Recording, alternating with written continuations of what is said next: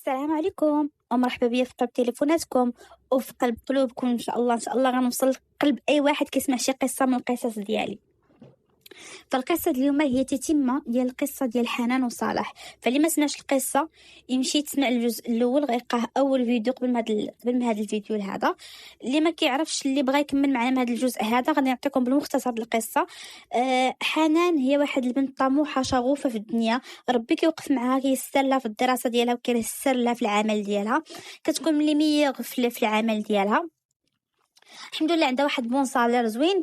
الاهل ديالها من طبقه متوسطه او فوق الفقر بشي شويه، يعني ما محتاجينش ليها. حتى من سوء حظها كتلاقى مع صلاح عن طريق الاخت ديالو، كتعرف عليه اللي الاخت ديالو اللي دخلتها بواحد الطريقه مدروسه باش تعرفها هي وصلاح. صلاح اللي كان كيستغلها ماديا بزاف، كيطلب منها الفلوس بطريقه غير مباشره، ومعاه هي الظرافه ديالها وقلبها الكبير، وما عمرها ما دخلت في شي غولاسيون بلا ما كتحس، كتلقى راسها كتعطيه غير ما يغضبش. كيحاول يدخلها في كريديات ويفوز هو. المهم هو ياخذ الفلوس، هادشي اللي عنده اهم، هو ياخذ الفلوس. وحنان دبر راسها واش داخله في كريدي وما دخلش في كريدي، واش محتاجه شي حاجه ما محتاجاش شي حاجه، غير مهم بالنسبه لي. بالاخص حنان كانت كتعطي بلا ما كتسنى المقابل، رغم ان بزاف د البنات ممكن يقولوا انها شمتها دالها فلوسها كيضحك عليها الناس اللي سمعوا القصه الاولى. مي انا بالنسبه ليا وبالنسبه لحنان فاش عاودت لي القصه قالت لي دبر راسها الفلوس، ياك مشات الفلوس مشى كلشي دبر راسو، مصبغي كما تزوجت به، لان المعاناه اللي غتبدا لحنان والصعيبه بزاف اللي غتاثر عليها بزاف د الامور هي من بعد الزواج. فدابا غادي نكمل القصه بلسان حنان. تتقول لكم من بعد ما درت العشيه ديالي في دارنا خفيفه، مشيت سكنت مع صلاح مع الام ديالو والاخت ديالو. قلت ماشي مشكل، الاخت ديالو بحال صاحبتي وبحال اختي وصاحبتي وعزيزه عليا، ماشي بحال صاحبتي، هي صاحبتي وعزيزه عليا وكنعتبرها بحال اختي بما انني ما عنديش الخوت. الام ديالو ما كنظنش كان غلقى معاها مشكل، كانت كتجيني مرا كبيره عادي ترونكيل. قلت ماشي مشكل بما انني كنبغيه وحتى هو زعما كان كيسحبني كيبغيني، نبداو بالزيرو ماشي مشكل، بما انه ما قادرش يفكري بلا ما نزيرو بلا ما ندير هذا امشي نسكن معاه مع دارهم. والمشكل انه ماشي مشكل. وحاشاكم عاوتاني حاشاكم قبل العرس الاساس ديال بيت النعاس ديالنا كله ما بين الناموسيه والماطله والكوفرليات والخوامي وداك لي زاكسيسوار اللي كيكونوا في الشومبر ديال العرسان جداد. الله يخليكم انا اللي كنت شريت بلا خبر ماما بلا خبر والديا، حيت عارفاهم كانوا غيدوروا فيا. في الاول كان كيديني عند المحل الاتات على اساس هو اللي غيشريهم، باش كنوصلوا تما كنبقى نعزل حتى كنعزل وضحك لي في الوجه والكلام ديال الحب ويبوس ليا في يديا وبزاف الكلام زوين، وانا دايبه في الحب والغرام وما حاساش براسي. كيقول فاش كنجيو نخلصوا كيقول لي او نسيت الدفتر ديال الشيكات. عرفتي شنو حنان، خلصي من عندك تنعطيك. المره الاولى كنت خلصت، المره الثانيه كنت خلصت، المره الثالثه فاش كنا كنكملوا الشومبر ديالنا ما كانش عندي باش نخلص، بحكم راني قلت لكم في اول جزء ان الشركه بداو كيطراو لنا مشاكل فيها في الصالير، بداو كيطراو لنا مشكلات في البروجي فيها، بدات القضيه كترجع شويه للوب، حكم واحد الفتره كتكون في البرد كتكون عيانه في الشركه بزاف. في التالي فاش قلت فاش ما لقيتش باش نخلص كيقول لي صافي عرفتي شنو، عطيه الشيك من عندك ديري هذه. المهم السيد غرقني شيكات، وما بقاتش غير في بيت النعاس ديالنا، بدل الصالون لماما، بدل شي حوايج في الكوزينه لماما، بدل الماشين ديال التصبين، بدل بزاف د الحاجات بدلهم لماما، وانا كنحط عليهم شيكات شيكات شيكات شيكات شيكات.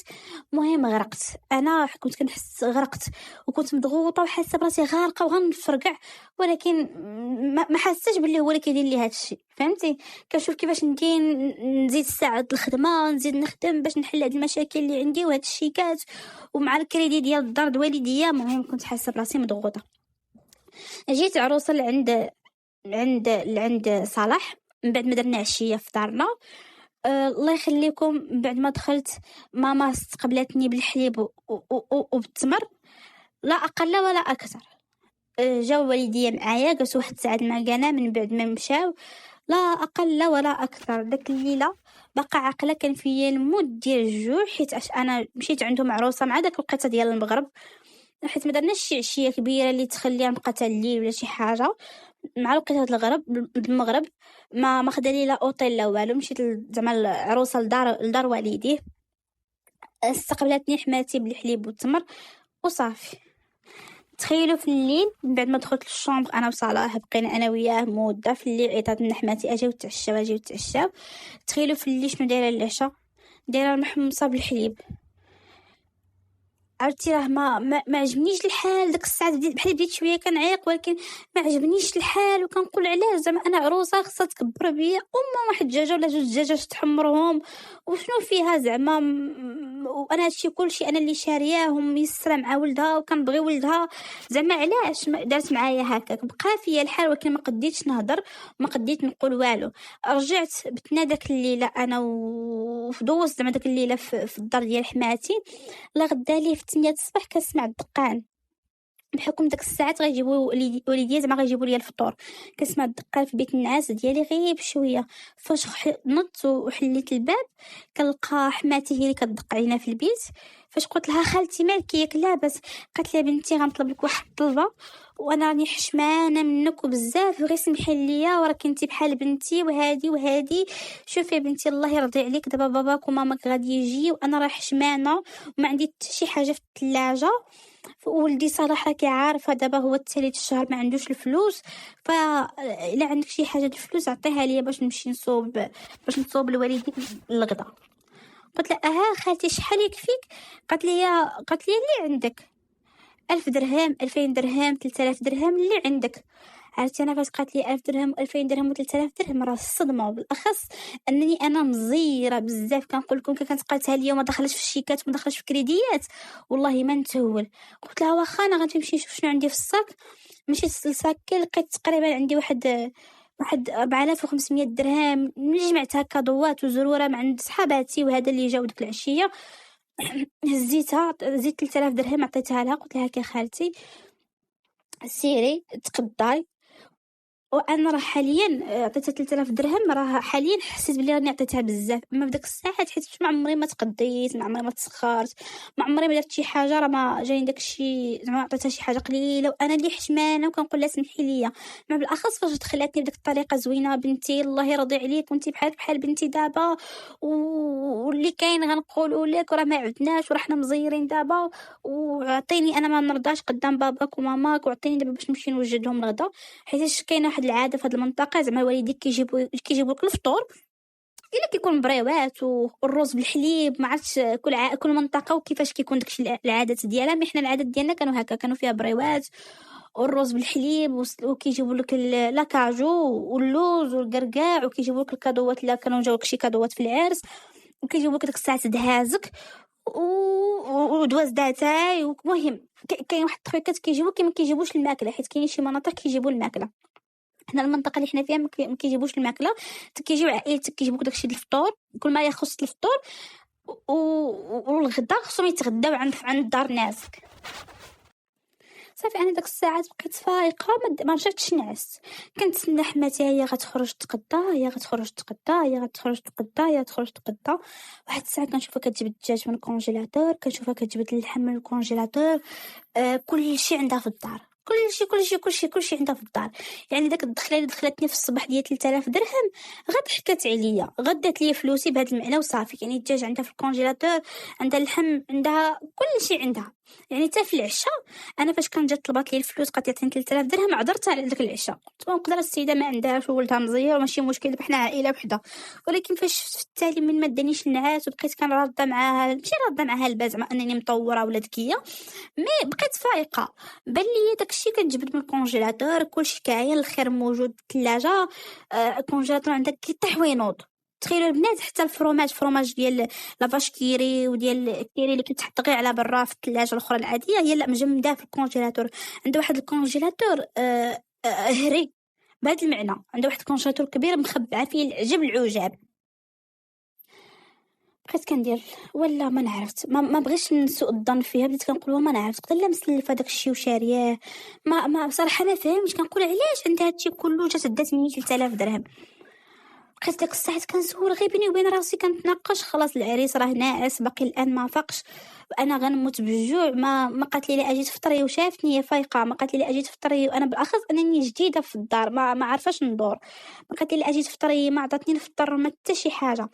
بقيت كنتسنى حتى جا والديا مع داك تقريبا مع داك 11. المهم حطوا الطبله، حطوا داك الشيء. والله ما نكذب عليكم البنات، تحط في الطبله غير داك الشيء اللي جابوا والديا، قسما عظما بالله ما تزاد حتى نقطه الزيت من كوزينتهم، وباستثناء البراد اتاي اللي عمره. زعما حتى الحليب نشريو الحليب باش نديرو الحليب والقهوه نزيدو مع داك الشيء، والله ما تشرى. اتاي دا صوبو اتاي، وداك الشيء اللي جابوا والديا بريوات ودواز داتاي، كي كنقول لكم الروز بالحليب، اكاجو بيستاج، داك الشيء اللي جابوا والديا تحط في الطبله، شي حاجه ما جابوهاش والديا ما تحطاتش في الطبله. دوزنا داك الفطور، اكيد بقاو حصروهم الغدا، بقاو والديا تغدينا. المهم غدا عادي، كتعرف ديك الغدا ديال شي حد اختك جات عندك هكا، ماشي قضيه نساب جايين عندك اول مره وغديري بهم ديك التكبيره، يعني وداك الدسير الزوين وداك المناضه وداك الخبز وداك لا لا لا، غدا عادي، جوج دجاجات محمرين، اللحم عادي بالبرقوق، شويه شلاضه، صافي هادشي ما كاين لا مناضه، ما كاين لا خبز الباتيسري، ما كاين لا ديسير من بعد، حتى الدسر من بعد ما كانش. والعلم ان هادشي مش كنقول لكمش عندي عائلتي جاو جوج طبالي ولا ثلاث طبالي، طبله وحده، يعني انا وعائلتي طبله وحده، ما صعيباش زعما الدسر والمناضه. بالاخص السيده دايما عندي 3000 درهم في الصباح، انا هذه الحاجه اللي دوخاتني، دات عندي 3000 درهم على جوج دجاجات وقراو كيلو ونص د اللحم، صافي هادشي ما كاين. المهم انا داك الساعات من دوزنا الغدا، صافي وليدي بحالي بغاو يمشيو، حتى شي حد فيهم ما حصرهم ولا شي حاجه، ولكن انا حصرت ماما وبقيت عليها بقاي معايا بقاي معايا بقاي معايا، بقات معايا ماما. صافي راجلي ديك الساعات كنخرج، دخلتها معايا البيت، جلسنا كنتهادو، قالت لي مهم بارك مسعود وكي جاك الزواج وكي جاك هادي وكي جاوك هاد الناس. قلت لها حد الان راه باقي زعما ما باين ليا والو، ما بانت ليا حتى شي حاجه. وماما جلست كتسولني على الكادوات على الفلوس، حاطتك فلانه، كتعرفوا داك من بعد العرس داك الشيء ديال الام بالام والبنت. جاتي قالت لي وفين هي الفلوس؟ قلت لها علاش ماما شنو بغيتيها؟ قالت لي لا غير باش نحطها لك غدا نعطيها لبابا كيحطها لك في الغيط، ماما كتضربني حتى حيت موالفين، كتكون عندي شي فلوس في الدار ولا شي حاجه كنعطيها لماما، كنقول لها كيحطها لي في الكونط ديالي، كيمشي بابا ولا كتمشي هي كتخرج للبنكه كيحطوها لي حيت ما مولفاش. قلت لها والله الا وقيلا راني خليتها في الدار من تحت حوايجي، ما رضيتش نقول لماما راني عطيتها لحماتي. قلت لها وقيلا راني خليتها في الدار من تحت حوايجي مع الفتنه مع هادي، ما رضيتش نبيع. قالت لي صافي ماشي مشكل. صافي هادشي ما كاين زعما داز داك النهار كله هاد غير حوارات ما بين ماما وبيني. تخيلوا حماتي داك النهار ما جاتش طلات علينا بصفه نهائيه. وكاين اللي غيقول لي راه حقا احترماتك غير حيت انت ومامك احترماتك، حنا راه كنا جالسين معاها في الصالون، بعد ما خرج بابا نعسات عطاتنا بالظهر ما داتهاش فينا. ماما بقات معايا عليا حتى العشاء، ما تصوب حتى شي كاس د اتاي مور الغدا، حتى كاس د اتاي ما تصوبش لماما. دواز داتاي ماما تبارك الله جابت سطوله، داك دواز داتاي اللي جابت ماما ما تحطات منه حتى شي حبه. تخيلوا داك الليله بالليل من بعد ما مشات ماما داك الدواز داتاي كله تصف في البواطات في البواطات في البواطات في البواطات، وخبعته في الكونجيلاتور. انا ما فهمتش الكونجيلاتور شنو عندها فيه، كتخبع بواحد الدرجه غريبه. المهم دازت واحد السيمانه من بعد العرس تقريبا غدار، ما كنتش كنخرج بزاف، وحتى فاش كنخرجوا غير شي كافي حدا الدار. صالح ما بقاش كيديها فيا كيف قبل الزواج. في السيمانه الاولى بدا كيبان عربونو، السيد دا كيتبدل ولا داخل خارج كيقول لي لقى عندك واحد 100 درهم، خارج لقى عنده واحد 200 درهم. علاش صالح ياك لعبه شنو بغيتيها؟ لا شوفي غير واحد البلومبي واحد صاحبي واحد هادي كل مره شنو كيدير ليا. المهم ديك 1500 درهم اللي كان داك الساعه بقات ليا اسبيس في صاكي، غير ما داها صالح في سيمانه الله يخليكم 1500 درهم. وتفاش كنخرجوا شي كافي ولا شي حاجه كنخلص انا بلا كارت بونكي ديالي تي بي او. كنمشيو لشي باتيسري عندها تي بي او كنخلص انا، اي حاجه فيها تي بي او كنخلص انا ديجا ما كنكونش عندي لاسبيس بزاف، زعما هذه معروفه عليا قبل ما نتزوج بصالح مع عهد والديا ما كيكونش عندي لاسبيس، فاش كيكون عندي كيقنطني كنعطيه لهم دغيا باش كيحطوا لي في الكونط، ولكن المهم كنخليه كنعطيه لماما ولا شي حاجه. انا ما ماشي داك النوع ديال البنات اللي كيكون عندي لاسبيس زعما في صاكي بزايد. صافي دازت سيمانه كنت واخده سيمانه من بعد العرس، هادشي ما قدرت ناخذ كونجي من الشركه ديالي. بديت الخدمه ديالي، كنفيق في الصباح، كنوض كنبغي باش نفطر، ما كنلقاش باش نفطر. كونجيلاتور تبارك الله عامر، كدير له الساروت اللي ما عرفاش انا الساروت فين كاين. والله يخليكم الدار فيها غير انا وبنتها وولدها، ما كاين حتى شي حد معنا. راه هذيك السيمانه كامله ما جا عندنا حتى شي حد من عائلتها، لا اختها ولا لوستها ولا حتى شي حد ما كيجي، يعني ما كيجي عندها والو، ولا الجيران كيدخلوا ولا هي كتمشي عند جيران. حماتي شاده بابا. الثلاجه الكبيره اللي ثلاجه كنلقى فيها قرعي الماء حامض مصير، ما كاين لا فرماجه، ما كاين لا كونفيتير، ما كاين الزيت. كنقلب عليها في الصباح باش نفطر، ما كنعرفهاش فين كاينه. راه هذاك الدار انا عجيبه غريبه كتجيني. اتاي ما فهمتش فين كيتخبى داك الشيء. راه الدنيا كتبان لك خاويه كتصفر. والكونجيلاتور اللي حليتيه تبهضي، والله العظيم الا تبهضي تبارك الله بالخير اللي فيه. كنخرج كنفيق كنخرج كنمشي نفطر في الخدمه ولا كنفطر في شي قهوه. مع العلم انا راه قبل ما نتزوج راه مولفه زعما بالفطور ديال الدار. والله حتى كانت جاتني صعيبه في الاول باش انني نفيق بلا فطور ونخرج تنمشي شي كافي ولا تنمشي للخدمه ونفطر. راه كانت كتجيني قاصحه بزاف. مع انا مولفه كنفيق كنلقى ماما مسكينه كتوجد ليا مسمان فرماج تاعي حليب قهوه، بعد مرات كدير ليا جو دورانج، بعد مرات بعد ما كتحطي ماما مسكينه حتى لي فيتامين على الطبله ديال الفطور. انا ما بغيتش زعما ما بغيتش زعما تنوض هي حماتي تنوض توجد ليا، غير زعما بغيت نفيق نلقى داك الخير في الثلاجه. مع العلم راه عندهم ونفطر ونمشي بحالاتي، نوجد راسي ما كنلقى والو، ما كنلقى حتى شي حاجه. قلت لكم كنت كنفطر في الخدمه ولهذا. والله يخليكم واحد المره طلع لي صافي الزعاف بقوه الفطور في الزنقه. مشيت من بعد ما خرجت من الخدمه، مشيت للمرجان، خديت فرماج، خديت الدان فومي، خديت كاشير، خديت كونفيتور، خديت كاوبيل، خديت كافي، خديت ما خديت داكشي ديال الفطور باش انا نبقى نفيق في الصباح نفطر. خديت البتي بان، خديت لي ميني بيتزا، خديت لي كيش، خديت بزاف، جبتهم حطيتهم في جيت دخلت للدار حطيتهم. ومهم حماتي فاش شافتني مدخله التقضيه وفرحت مقدها فرحه، دخلت للدار حطيتهم، حدي داكشي كله، حدي فطرت به يومين. دازت يومين حتى شي حاجه ما بقات كتبان في الدار. انا حاليا انا كنعلم لكم هذه القصه من بعد، حاليا ما خرجت من دارهم، ولكن راه باقي هذا التساؤل ديال هذاك الخير اللي كنت كنجيب انا وكندخلوا لذاك الدار فين هو، باقي الان ما عرفتش، والله العظيم ما عرفت البنات.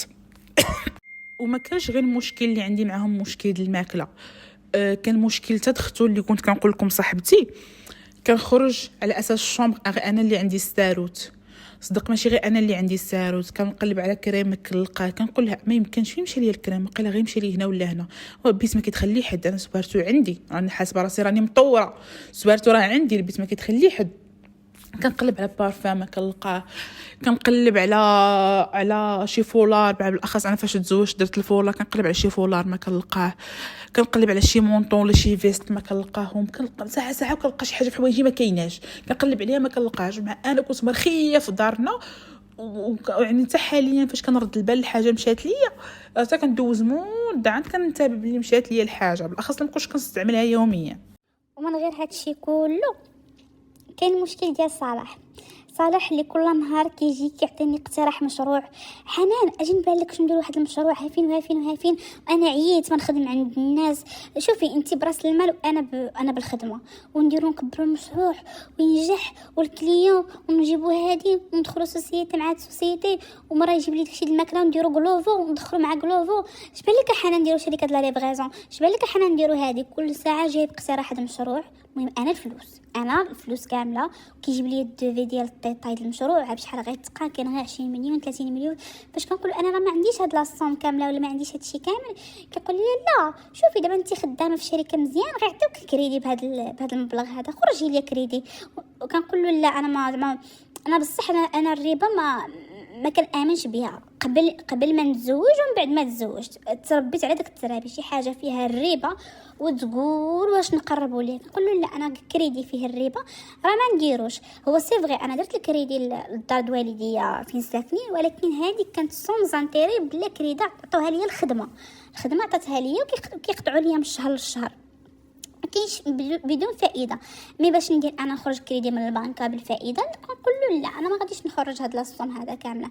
لا انت ما كتبغينيش، كنت كتبغيني غتبغي لي الخير وغتبغيني نطور، كنقول له شوف شي حاجه اللي ما فيهاش الربا، الله يهديك شوف شي حاجه اللي ما فيهاش الربا. الحمد لله يا سيدي ربي الحاجه الوحيده اللي كتمقضاني هي القضيه ديال الربا. ما انا راه ندير له مشروع بجهد 20 مليون ولا 30 مليون كنت نلقى لي زعما اللي يسلفني ديك لاصوم كامله، راه والله العظيم حتى كنت نعطيها له. وحماتي خلاص بعد ما كيجبد الموضوع حدا حماتي فاش كنكونوا جالسين في الصالون كتبقى خلاص هو المراه العيالات هذا الزمان هما اللي يوقفوا مع رجالاتهم. واحد بنتي انت الحمد لله ربي وقف معاك وانتي وقفي معاه باش ربي ييسر لك، باش ربي يزيد يعطيك، وقفي مع راجلك هاوس كبروا المشروع وهادشي في التالي راه غادي ياكل ولادك ولا ربي يسهل عليكم في الوليدات وما فيها باس. وهادو هما العيالات الحارات بنات القاصر هما اللي كيوقفوا مع رجالهم. الجزء ديال اليوم غادي يوقف غير حد هنا، حيت راسي شويه دارني ما نقدرش مازال نزيد نكمل. وفي هذا الجزء حاولت نشرح غير الاشياء البسيطه اللي كان كيطراو الحنان مع عائله راجلها، اللي هما واخا بساطين راه كيمروا العيشه. انا كنتيش انسانه حربيه ومطوره في الحياه ومطوره في العلاقات الاجتماعيه ما تقدريش تعايشي. مي هادشي كل اللي عاودت لنا حنان او اللي عاودت انا بلسان حنان راه لا شيء، راه باقيش غيطرى الحلال مستقبلا ان شاء الله. غادي يكون في الجزء الجاي اللي غادي تصدموا مزيان كيف ما تصدمت انا. فان شاء الله الجزء ديال غدا غيكون فيه تتمه الحنان، المشاكل من ناحيه السحر، من ناحيه السرقه، من ناحيه الحبس، غتدخل الحبس بزاف ما يتعاود ان شاء الله في الجزء ديال غدا.